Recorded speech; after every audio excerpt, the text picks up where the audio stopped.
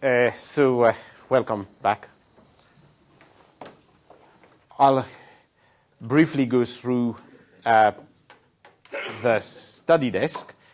I have now updated the study desk, so if you go on there, you will see the welcome little bit that I normally write, plus something about plagiarism that you know all about, so I won't go through there. Yeah.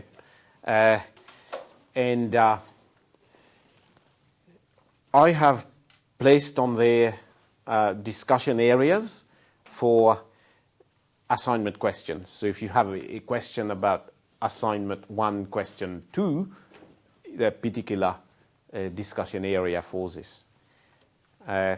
Also, I have placed there guidelines for the assignment, which is essentially the solution to a past year assignment, because the style of assignment questions are the same, except for one minor difference.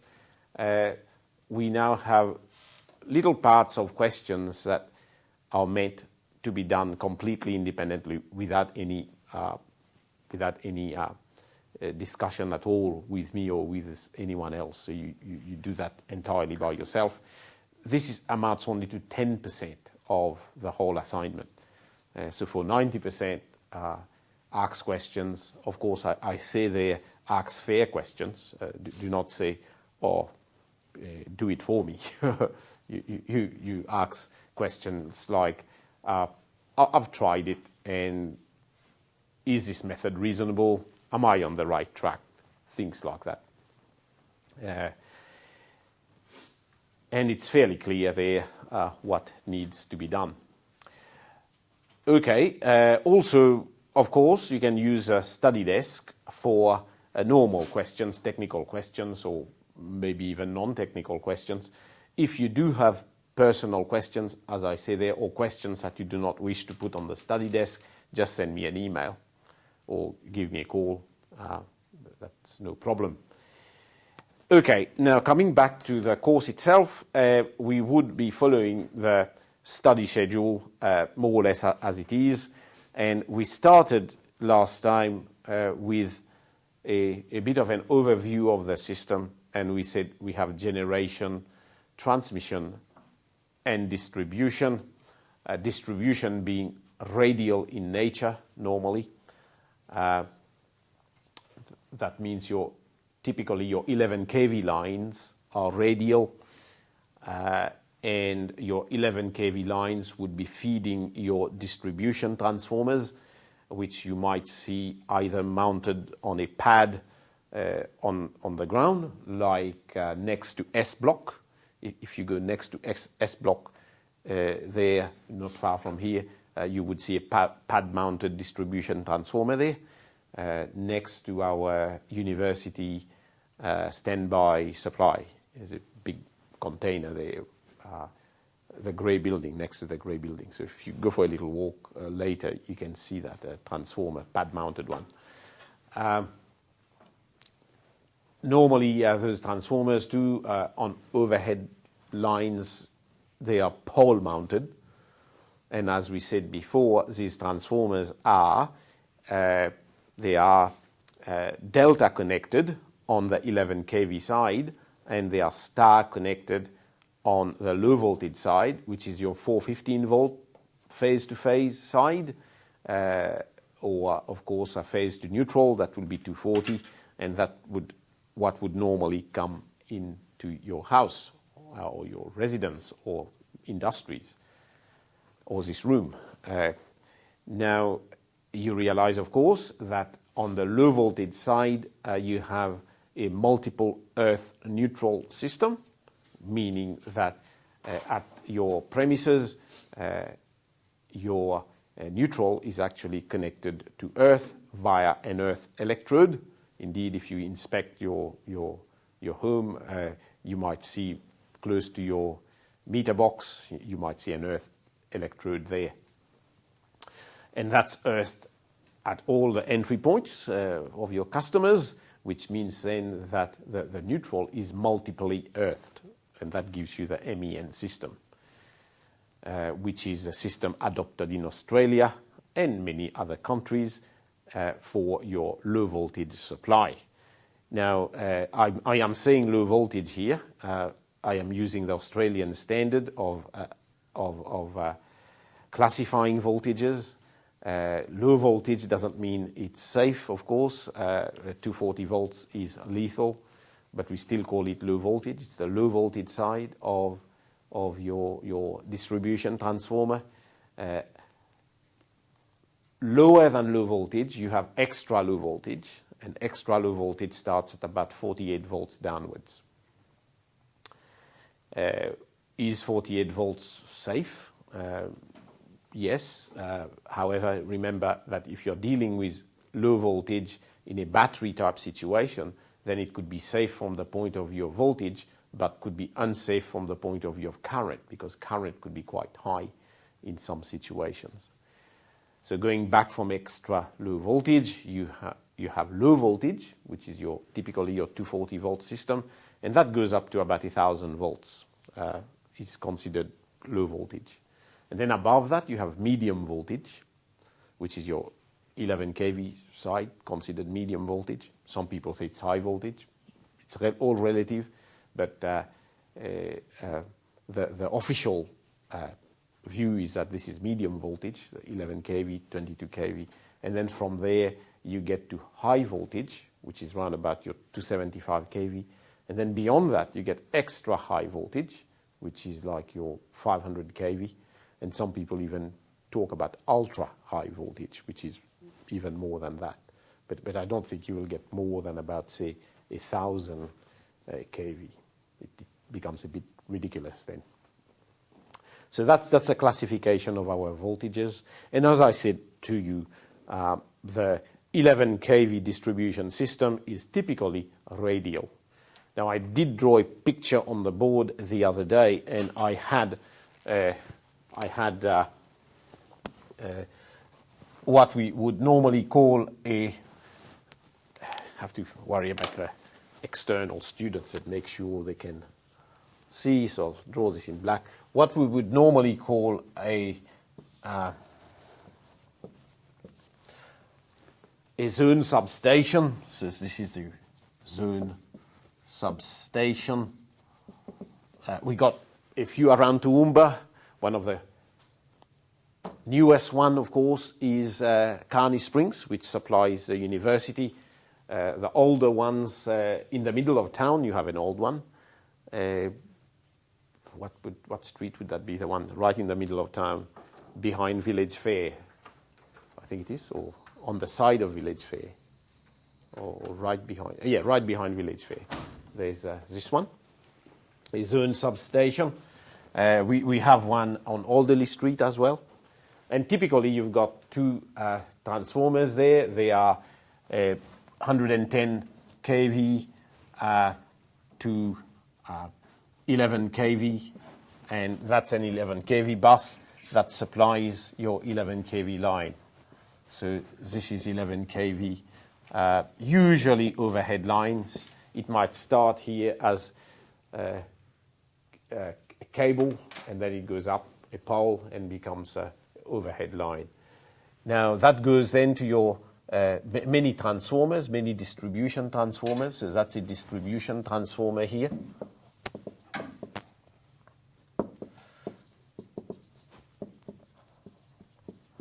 And the distribution transformer, as we say, is 11 kV delta on this side and a star on that side with an earth there. So that's 415 volts there.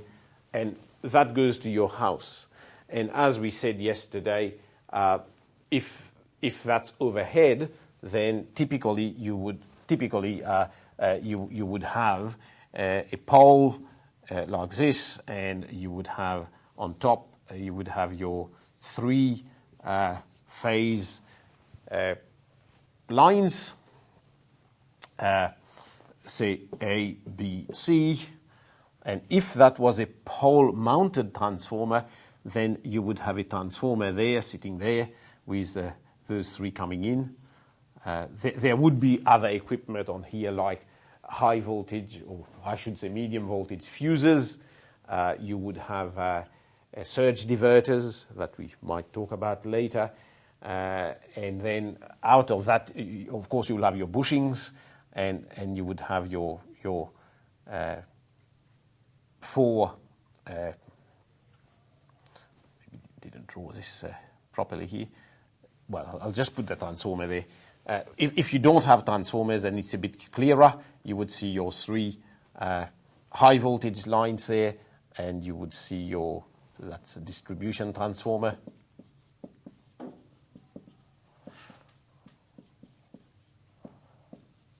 And if you don't have a transformer, as I said, it's a bit clearer, so that would be your pole.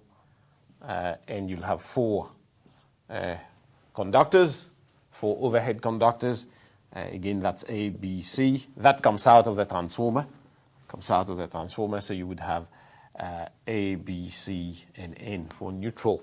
Note that I'm using uppercase letters to show the high voltage side and lowercase letters to show the low voltage side.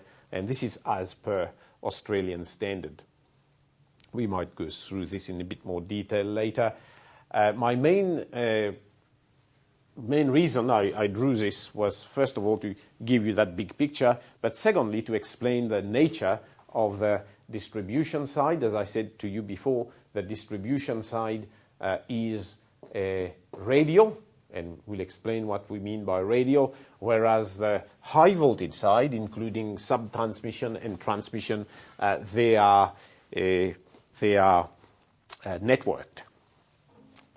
So as you go back there, you might have a couple of those being supplied from different transmission substation.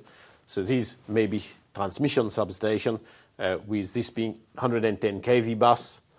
Maybe there's another one there, so you can see it's networked. And that could have transformers there being 275 kV. So you can see it's networked as you go up, whereas as you come down, it is radial. Now, my first question to you is, why do you think it's networked at the sub-transmission level and at the transmission level, whereas it's radial on this side? I mean, just think about it. If you had typically, if you had a fault on your 11 kV line, let's say you had a short circuit there, what would happen? What typically would happen?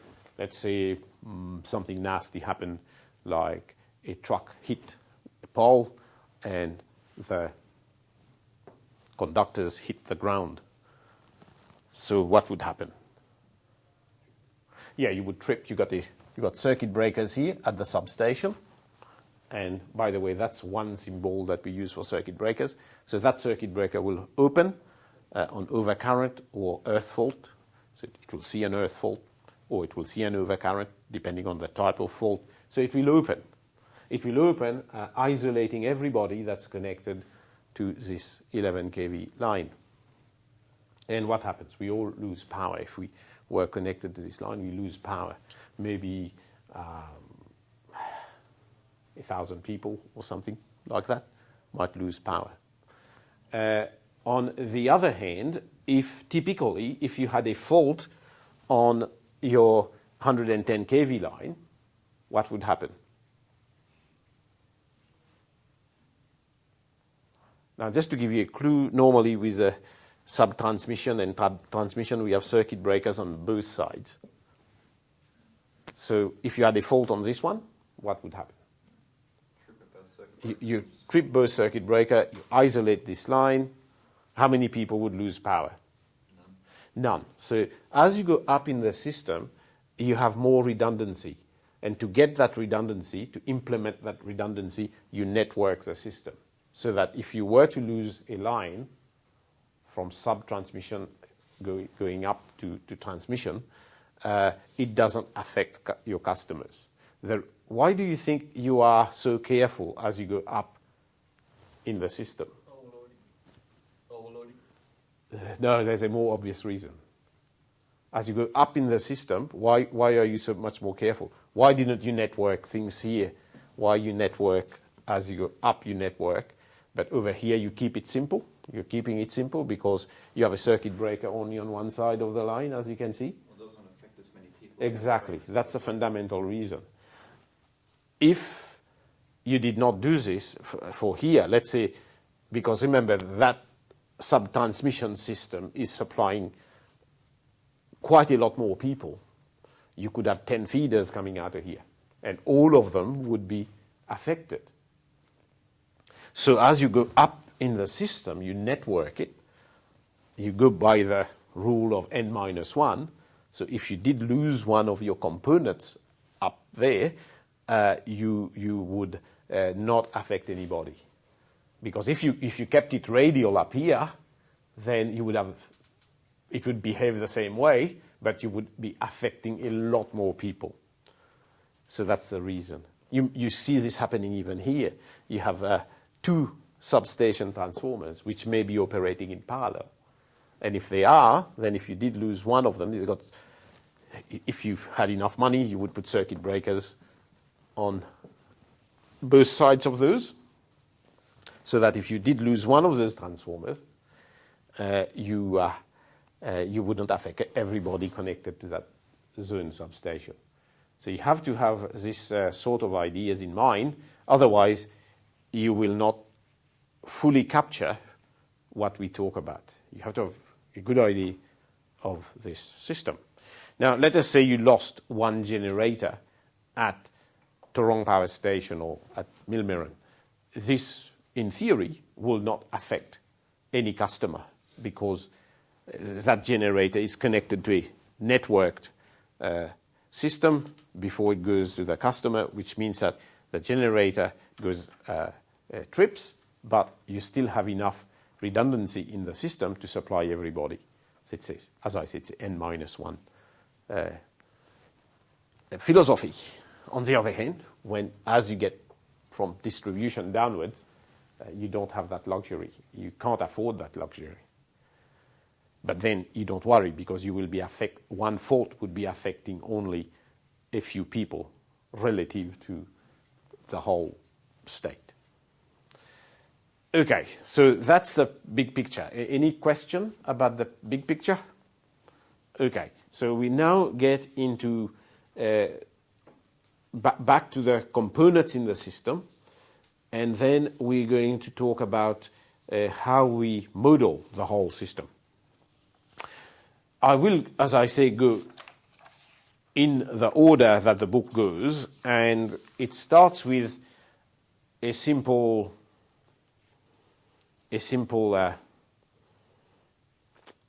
look at the power equations, which is important, and then it looks at the admittance matrix. So we would see how we would build the admittance matrix. Okay, so let us look at what I will call the simple power equation. It also talks about per unit system. Now, I will summarize the per unit system. There is just 1 or 2 little tricks to it. Maybe I should do it first in case we are talking in per unit straight away. And it looks like we might be, so I might as well introduce a per unit system. We do a couple of examples that fully, this is bad. We do a couple of examples that would illustrate the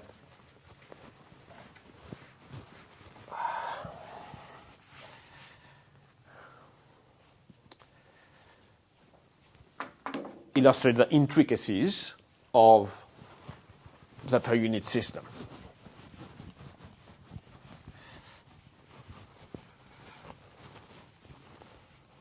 Now, the per unit system, if you would like to note where you get all the information about it, it is in your book, and the summary of it is on page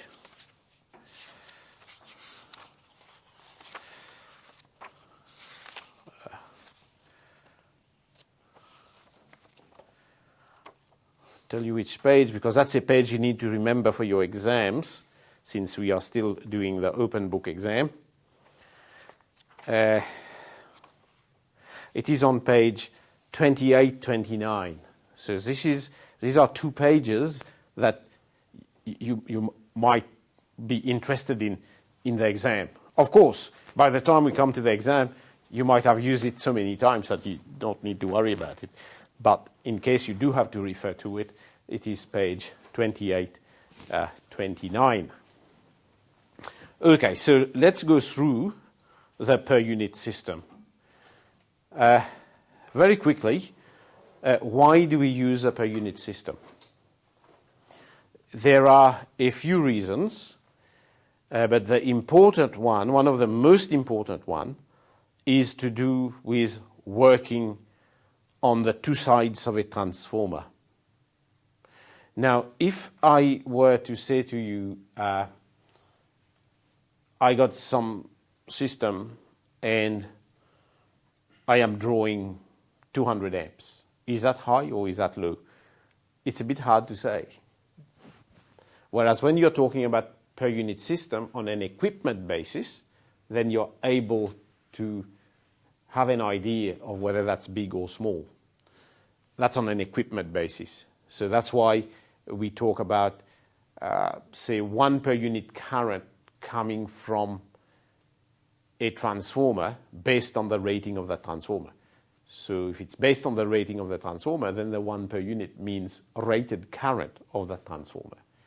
1 per unit voltage based on the rating of the transformer means the rating of that transformer, the voltage rating of the transformer. The very important thing about this is you don't have to worry whether you are on the primary side or the secondary side of the transformer, because 1 per unit, if you have a, say, 11 kV to 415 volt transformer, 1 per unit, if you are on the high voltage side of the transformer, means 11 kV. That same 1 per unit means 415 volt on the secondary side of the transformer. So you have to realize this. Similar for the current, of course, it will be in reverse. The high current being on the low voltage side and the low current being on the high voltage side. So when you use per unit then, there are a couple of things that you need to worry about. Number 1, just remember this, number 1, when you look at the nameplate data of any piece of equipment, if it's stated in per unit, it's stated in per unit based on the rating of that piece of equipment. And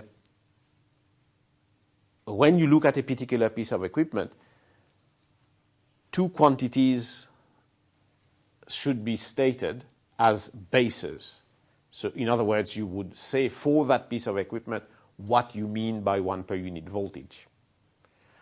Again, if you had a distribution transformer like this,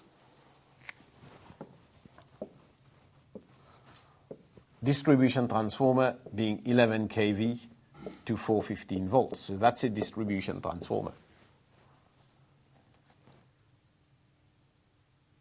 Unless otherwise said, when we say 11 kV, we mean it's RMS, and we mean it is phase to phase. Similarly, that is phase to phase, not phase to neutral. If we want phase to neutral, we would say so. If we don't say anything, it means phase to phase, or line to line. Some people say line to line. So that's the first point.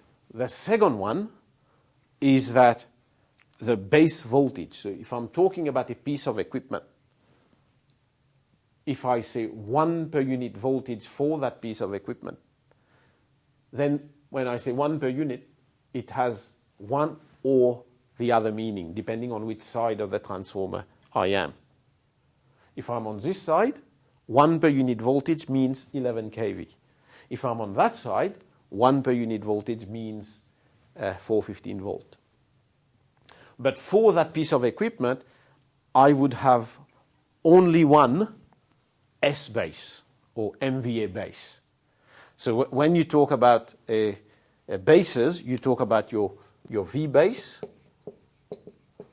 that's your base voltage, which is equal to, in this case, 11 kV on HV side, or 415 volts on LV side. But this transformer would have just the one, what we call S base. S base, or some people say MVA base, or they might say KVA base. And obviously, MVA base is 1,000 times lower than KVA base. So S base is equal to MVA base. Let us say, for this transformer, let us say it was something reasonable. Let us say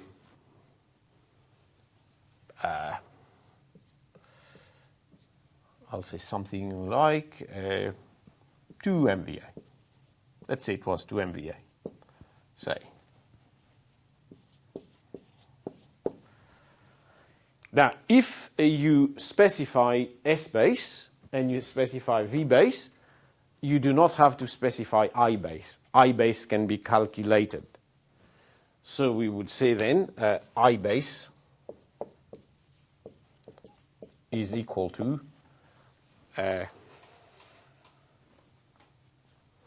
S base divided by root 3 V base. Because root 3 VL is equal to S, as you know. So I'll say here, recall, S is equal to root 3 VL IL. So that's why we got this formula. So is that the current per line, or is that the cumulative current? That is what you have said, current per line, which is not the normal way people talk, but I did understand what you said. I do encourage you to talk, so I'm not in any way saying that you're wrong here. I do understand what you said. Yes, so that's what's called the star equivalent current, or the line current. So you assume the system you're looking at is star connected, and this is the line current going into that star. Or even if it was delta, it's fine. It is still the line current. So that's I base, the base value. So you can see that we can work it out. As I say, this S base is common. We don't have one S base for primary side and one S base for secondary side. It's a common S base. The voltages and the currents are different on either side, but the S base is a common thing, as you would expect. Okay, so you can work that out. Can we, or do you have a calculator or anything so we can put a number there? Well, when I say a number, we actually put two numbers there. Why do we put two numbers there? That's right, there are two sides. They are going to have different I bases. So we'll have one for the HV side and the other one for the LV side. So very quickly, let's work this out. So we put a number there. And then I go to the next step.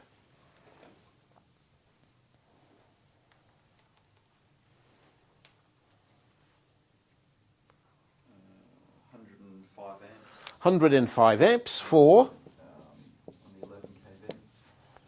For HV side, and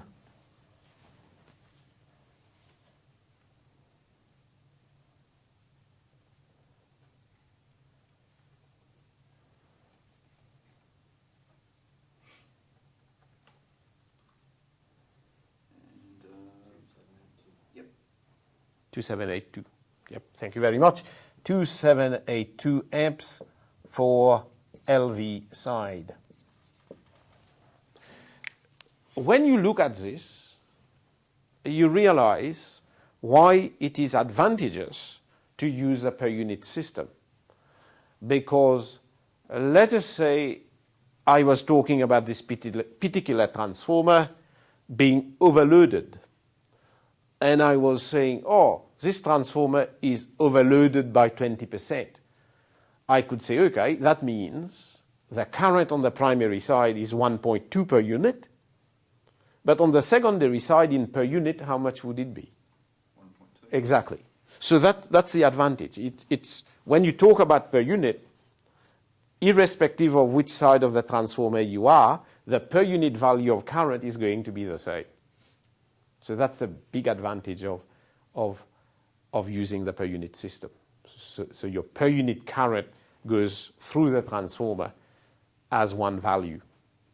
Of course, if you wanted the real amps value, then you would multiply that by the base, and you will go back to amps. But people do talk a lot in terms of just per unit. Okay, so when you're dealing with one piece of equipment, it tends to be quite easy. That's all you really need to know. Of course, if you were dealing with a generator, then you don't have to worry about high voltage, low voltage side. It will be just one V base. Okay, but complications arise because when you're dealing with a whole system now, you're not going to have just one transformer. You're going to have many transformers, and you're going to have many generators and many lines. So you have to be able to deal with the whole system, all having different ratings. But we'll deal with that in a minute. Just realize for now that if you wanted Z base, it will be very simple. Z base for that one piece of equipment, as you would expect, Z base would just be, you have to be careful with Z base because it is equal to V base phase divided by I base. So it's not that V base that you're seeing there. It's like the phase value, which is quite easy to get. All you have to do is divide by √3. So it will be V base, the normal V base, the phase-to-phase V base divided by √3. So you'll have a √3 in your formula for Z base. Z base allows you to convert per unit values to ohmic values. And if you were doing this, you will multiply the per unit value of Z by the base value of Z. On the other hand, if you were going the other way, if you were going from an ohmic value to a per unit value, you will take the ohmic value and you will divide by the base value, and that will give you the per unit value. Very easy to remember this, of course, because what would be the dimensions of a per unit current? What would be the unit? What would be the unit of a per unit current? Exactly, it wouldn't have units. And it wouldn't have units because it's a percentage value. It's a per unit value. You are taking amps, you're dividing by amps because I base is in amps. So if you take a real current in amps and you want its per unit value, you're dividing by amps. Amps divided by amps give you something dimensionless. Sort of ratio? It's a ratio. Yeah, it's a ratio of same unit divided by same unit, which means you get something dimensionless. So that makes you remember what to do, whether to divide or to multiply. Okay? All right, so this here tells you quite a lot about one piece of equipment. And we'll talk about this piece of equipment in detail next week. There's a lot to say about the transformer, so we'll talk about this later on. For now, we would just focus on the per unit system. So we got Z base. All right. Now, I'll rub this off and look at the situation where you have many things. If you have many things connected together,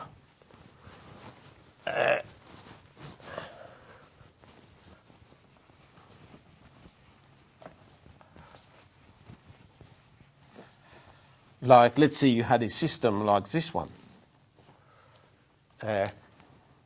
You had a generator there. Say that generator was 100 MVA, 20 kV, connected to a transformer there of, let's say, of course, make it easy. So it's a 20 kV to 275 kV transformer. And then you had a line. I'll just keep it simple, just one line. And then you had another transformer. So this is a 275 kV bus there. 275 kV bus here, of course.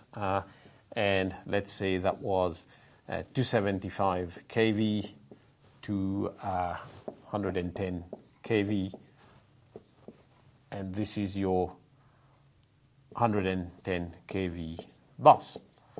And you had to study this system. Let's say this line here had an impedance of, let's say, 5 plus J, let's make it 1050 ohms. So that's an ohmic value. This transformer here, let's say its impedance was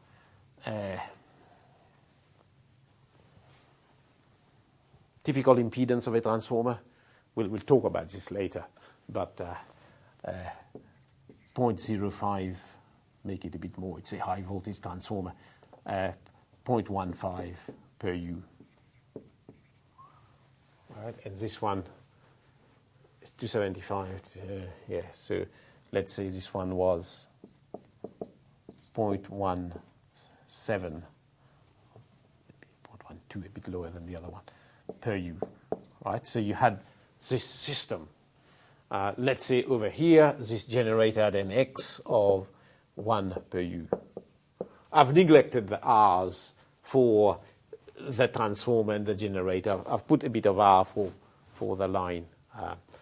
So these are in per unit here, per unit there. That's 100 MVA. Let's say this here was 200 MVA for some reason. It's not the same, but that's okay. Here, let's say that was 75 MVA.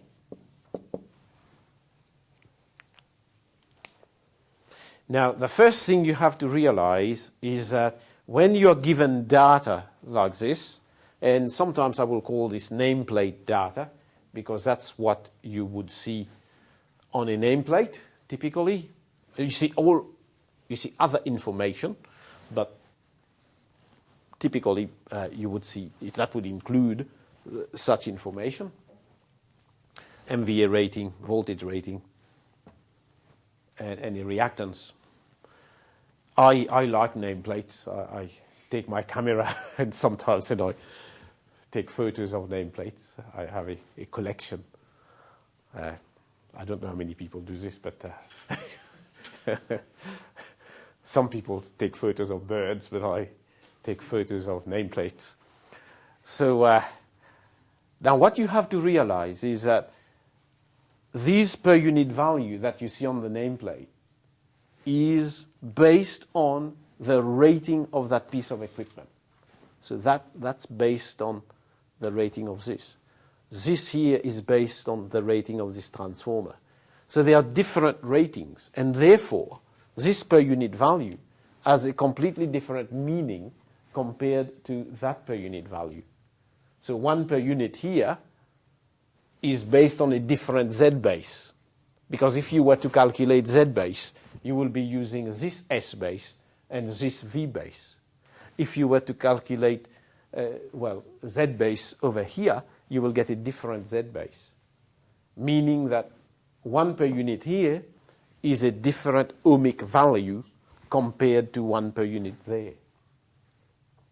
Now, that's a dilemma. How are we going to handle this situation? The answer is, I won't go into the details of why this is the answer, but the answer is, when you start your analysis, you have to pick what we call a common S-base. So you have to choose, in order to analyze the network, so in order to analyze network, have to choose a common S-base, or some people just say MVA base.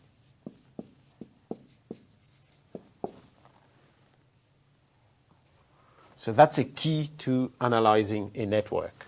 You're not analyzing one piece of equipment now, you're analyzing a whole network, and if you are doing that, you are forced to choose a common S-base.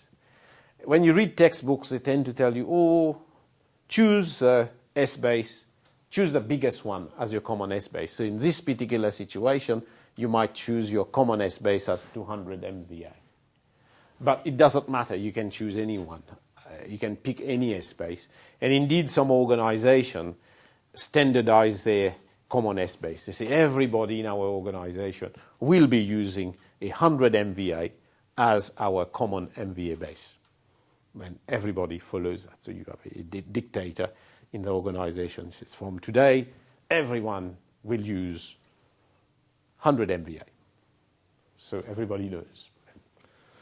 Right? But if you read textbook, as I say, they tend to say, oh, choose the biggest one. There's no real reason, except your numbers look a little bit better if you pick the right MVA base. You don't tend to have very, very large numbers and very, very small numbers being mixed. But as I say, in many cases, they say, oh, everybody uses the same one. In any case, the consequence of doing that is that you would have to then convert those values from the old MVA base to whatever new common MVA base that you choose. So that's one point. The other point is when you do analysis like this, and typically you would analyze, and we would do this in this course, we analyze networks like that, and networks more complicated than that. The reason we analyze those networks, at least in this course, would be firstly to calculate fault currents, which we're going to do a bit later, and secondly to look at what we call power flows. So you look at demands, customer demands, and you look at the network, you analyze it to see the situation, flows on your lines and your transformers, and deduce from this whether you've got any overloading problems or not, or voltage drop problems or not. So these are the reasons we'll analyze networks like this. Now, as you would realize, and we'll study that in detail, a network like this will be modeled by a generator or a source, a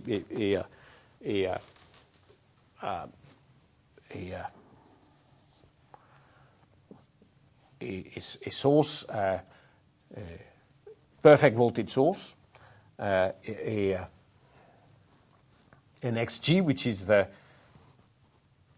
generator reactance, and you might put a bus there, and then a transformer reactance, which you put in series, and then the line impedance, which is there, and then the last one there. So we might call this X transformer, transformer 1, and this is Z for your line, and this is X for your transformer 2.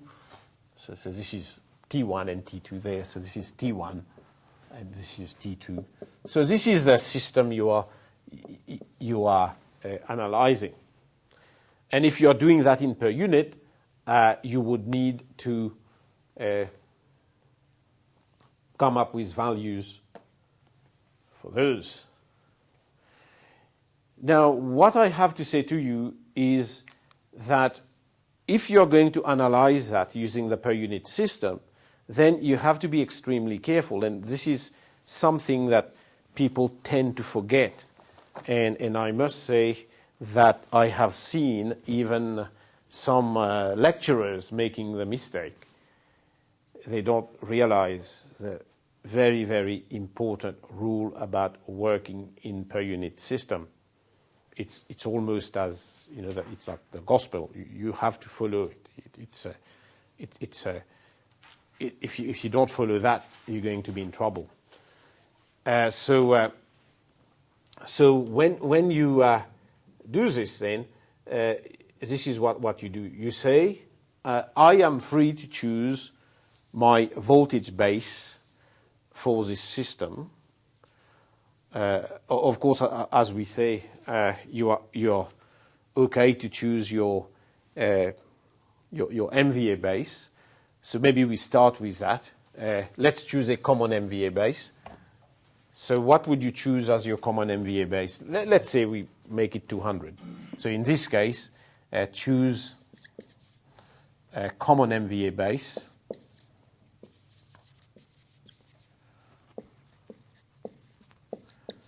As 200 MVA. Again, it's up to you. You could have chosen something else.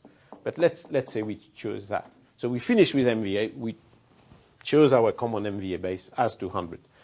Now the voltage base, though, you have to be very careful. The voltage base that you choose is actually different in different parts of the network.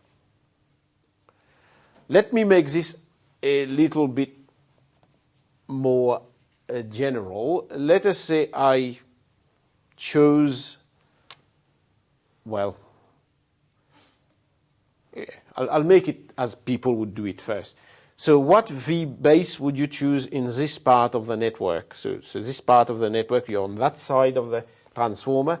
So that's this part of the network. I'll use my black pen to make it a bit different, but then my black pen has disappeared. Oh, there it is. Okay, so for this part of the network, this here, what would be a sensible V base to choose? V base. Yeah, 20. So V, you would say V base in this part of the network is 20 kV. Now, when you come to so that's up to that side of the transformer. When you come to that part of the network, to here, what V base would you be choosing?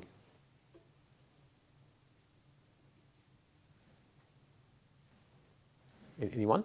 275. You will choose 275 kV as your V base.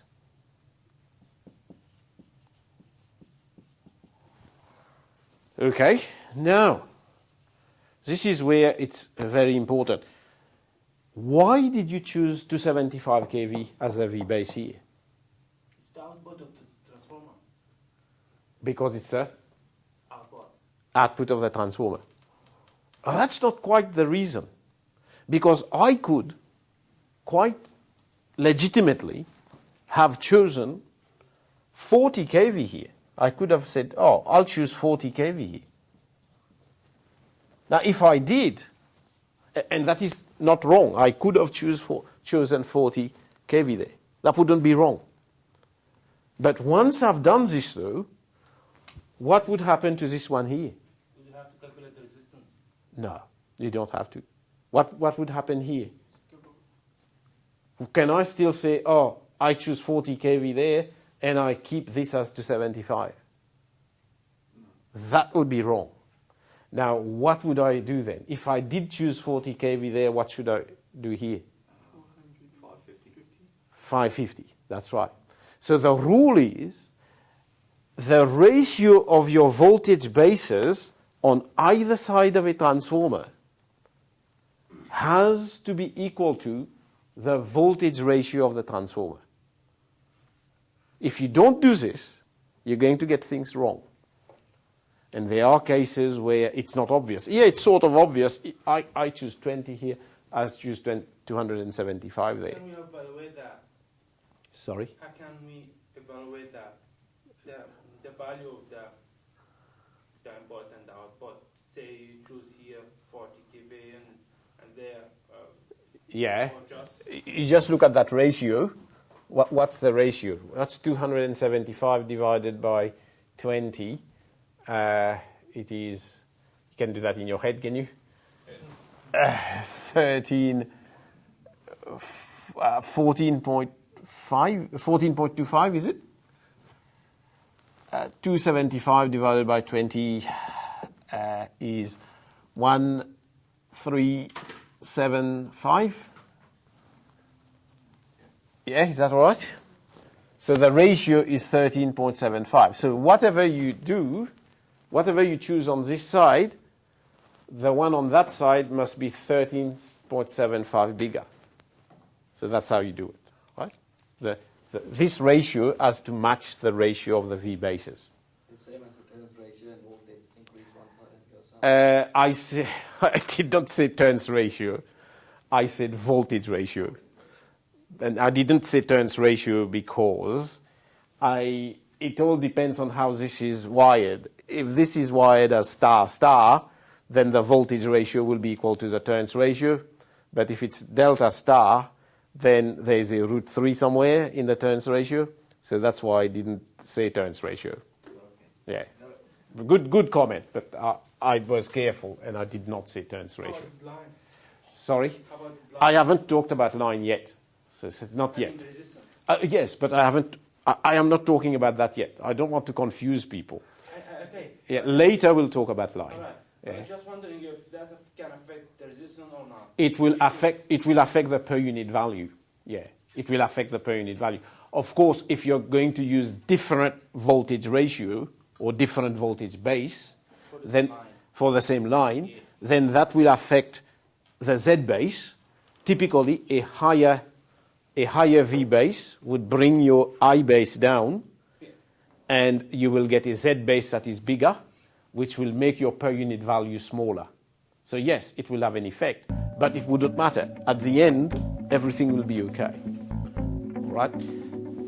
However, it is now nearly 10, so officially I must stop, and I will continue next time.